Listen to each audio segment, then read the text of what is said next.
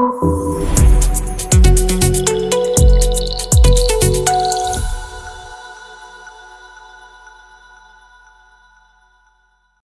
आपको ये लगता है कि ब्रेन ट्यूमर का मतलब हर किसी के लिए सेम अलामात होती हैं, तो यहीं रोक कर सोचिए, क्योंकि ये सोच लोगों की ज़िंदगी खराब कर रही है। अक्सर क्या होता है, सिर दर्द शुरू होता है, महीने गुज़र जाते हैं, आप माइग्रेन का इलाज कराते हैं, स्ट्रेस मैनेजमेंट करते हैं, दवाई खाते रहते हैं और कोई पूछता ही नहीं है।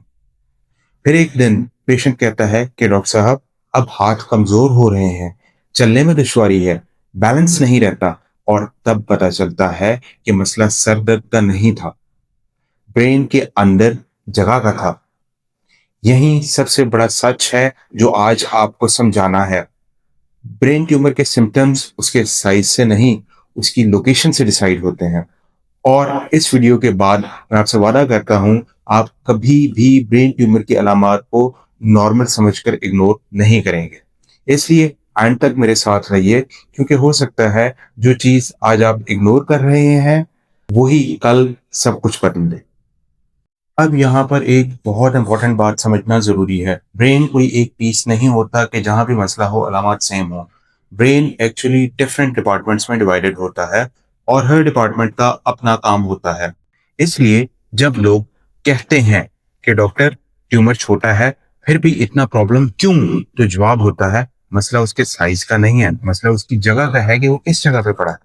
ब्रेन के अंदर एक नेचुरल बाउंड्री होती है जिसे हम कहते हैं टेंटोरियम। इस बाउंड्री के ऊपर जो ट्यूमर्स होते हैं उन्हें हम सुप्राटेंटोरियल ट्यूमर्स कहते हैं, और इसके नीचे जो ट्यूमर्स होते हैं वो इंफ्राटेंटोरियल ट्यूमर कहलाते हैं।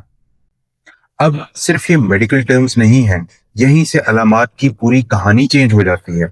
सुप्राटेंटोरियल ट्यूमर्स अक्सर एडल्ट्स में देखे जाते हैं और ये सोच, बोलने, मूवमेंट और बिहेवियर को इफेक्ट करते हैं, जबकि इंफ्राटेंटोरियल ट्यूमर्स ज्यादातर बच्चों में होते हैं और ये बैलेंस, चलना, आंखों का कंट्रोल और प्रेशर के सिम्टम्स पैदा करते हैं।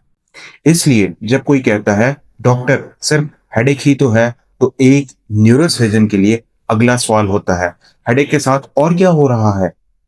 और अब इस वीडियो के अगले हिस्सों में मैं आपको स्टेप बाय स्टेप ये दिखाऊंगा कि अगर ट्यूमर ब्रेन के ऊपर हो तो अलामात कैसे होते हैं, और अगर ब्रेन के नीचे हो यानी इंफ्राटेंटोरियल तो साइन कैसे तब्दील हो जाते हैं, ताकि जब आप अलामात देखें तो सिर्फ डरे नहीं, समझ सकें।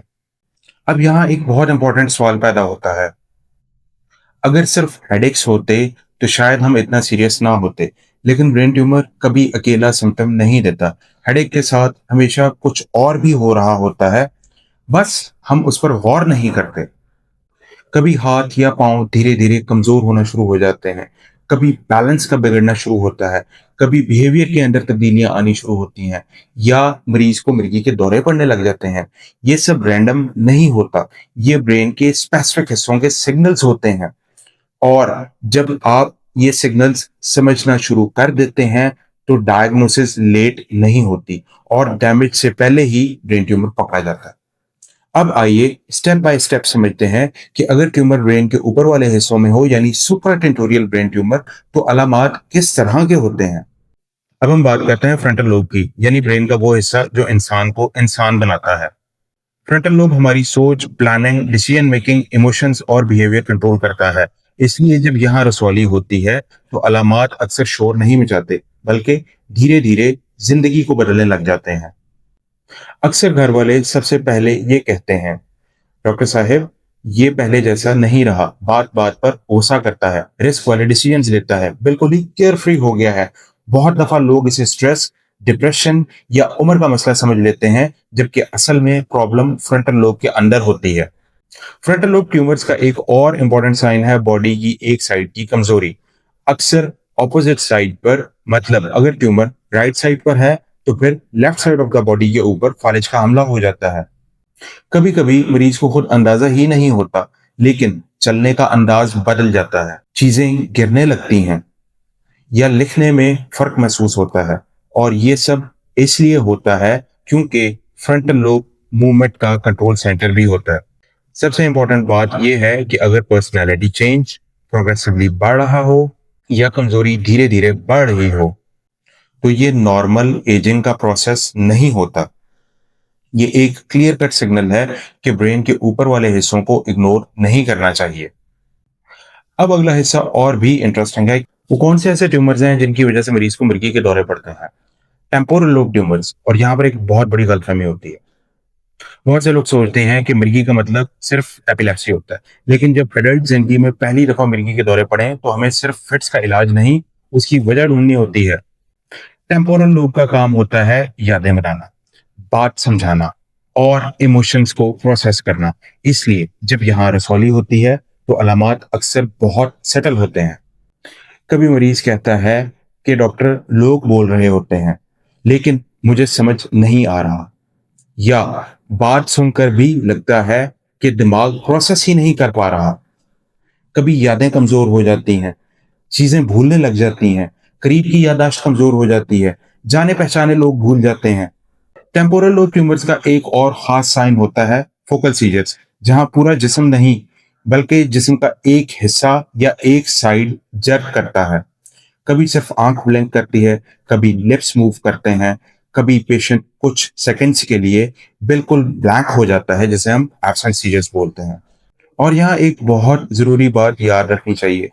दवा फिट्स को कंट्रोल कर सकती है, लेकिन अगर वजह ब्रेन के अंदर हो तो प्रॉब्लम छुपती रहती है, खत्म नहीं होती। इसलिए अगर फिट्स नए हों या मेमोरी और बोलने के मसले के साथ साथ आ रहे हों, तो ये एक क्लियर न्यूरोलॉजिकल साइन होता है जो इग्नोर नहीं करना चाहिए। अब हम बात करते हैं ब्रेन के एक ऐसे हिस्से की जहां पेन नहीं होता, लेकिन बॉडी का सेंस ही बदल जाता है। चलिए समझते हैं पैराइटल लोब ट्यूमर्स कैसे प्रेजेंट करें। अब हम बात करते हैं पैराइटल लोब की, ब्रेन का वो हिस्सा जो हमें अपने जिस्म का एहसास दिलाता है। पैराइटल लोब का काम होता है टच, पेन, टेम्परेचर और स्पेस के सेंस को रियलाइज करना। मतलब हम चीजों को महसूस कैसे करते हैं और अपने जिस्म को स्पेस में कैसे पहचानते हैं, ये पैराइटल लोब का काम है। जब यहाँ रसौली होती है तो पेन अक्सर ज्यादा नहीं होता, इसलिए लोग इसे सीरियस ही नहीं लेते, लेकिन अलामात धीरे धीरे डेली लाइफ डिस्टर्ब करना शुरू कर देते हैं। मरीज कहता है, डॉक्टर साहब हाथ ठीक है लेकिन चीज गिर जाती है, या चीज पकड़ी हुई होती है और फिर भी लगता है जैसे हाथ में है ही नहीं। कभी कपड़े पहनते वक्त बटन्स का गलत होना, कभी चीजों को गलत जगह रखना, या अपने ही जिस्म के एक हिस्से को इग्नोर कर देना। पैराइटल लोब ट्यूमर्स में एक और खास बात होती है, मरीज को स्ट्रेंथ होती है लेकिन कोऑर्डिनेशन और सेंसेस खराब होती हैं। मतलब मसला ताकत का नहीं होता, प्रोसेसिंग का होता है। और यहाँ एक इंपॉर्टेंट रेड फ्लैग याद रखना बहुत जरूरी है। अगर एक साइड की सेंसेशंस धीरे धीरे कम हो रही हो या चीजों को पहचानना मुश्किल होता जा रहा हो, तो ये सिर्फ नस या जॉइंट का मसला नहीं होता, आपके पट्टे नहीं कमजोर होते। ये अक्सर ब्रेन के पैराइटल लोब का सिग्नल होता है कि गड़बड़ चल रही है, मुझे बचा लो। अब आखिरी हिस्सा रह जाता है ऊपर वाले ब्रेन का, जहां से हम देखते हैं। चलें बात करते हैं ऑक्सीपिटल लोब ट्यूमर्स की। अब हम बात करते हैं ऑक्सीपिटल लोब की, ब्रेन का वो हिस्सा जो हमें देखना सिखाता है। ऑक्सीपिटल लोब आंख नहीं होती, लेकिन आंखों से आने वाली सारी इंफॉर्मेशन समझने का काम यहीं पर होता है। इसलिए जब यहां पर रसौली होती है तो मरीज अक्सर कहता है, डॉक्टर आंखों का टेस्ट बिल्कुल ठीक है लेकिन फिर भी कुछ मिस हो रहा है। कभी साइड से चीजें दिखना बंद हो जाती हैं, कभी आधा सीन गायब लगता है, या कभी चीज सामने होती है लेकिन दिमाग उसे रजिस्टर ही नहीं कर रहा होता। और क्योंकि पेन नहीं होता और आंखों की रिपोर्ट नॉर्मल होती है, इसलिए मसला अक्सर इग्नोर हो जाता है। ऑक्सीपिटल लोब ट्यूमर्स का सबसे कॉमन साइन होता है विजुअल फील्ड डिफेक्ट। मतलब आंख ठीक है लेकिन ब्रेन पूरी तस्वीर नहीं दे पा रहा। कुछ मरीजों को अचानक थोड़ी देर के लिए फ्लैशिंग लाइट्स, शेप्स या अजीब विजुअल सीन्स भी नजर आ सकते हैं, जो असल में ब्रेन के सिग्नल्स होते हैं। और यहाँ एक बहुत इंपॉर्टेंट बात याद रखनी चाहिए, अगर विजन का मसला धीरे धीरे बढ़ रहा हो या आंखों का टेस्ट नॉर्मल हो लेकिन प्रॉब्लम फिर भी हो, तो मसला आंख का नहीं होता, ये अक्सर ऑक्सीपिटल लोब का वार्निंग साइन होता है। अब तक हमने बात की है ब्रेन के ऊपर वाले हिस्सों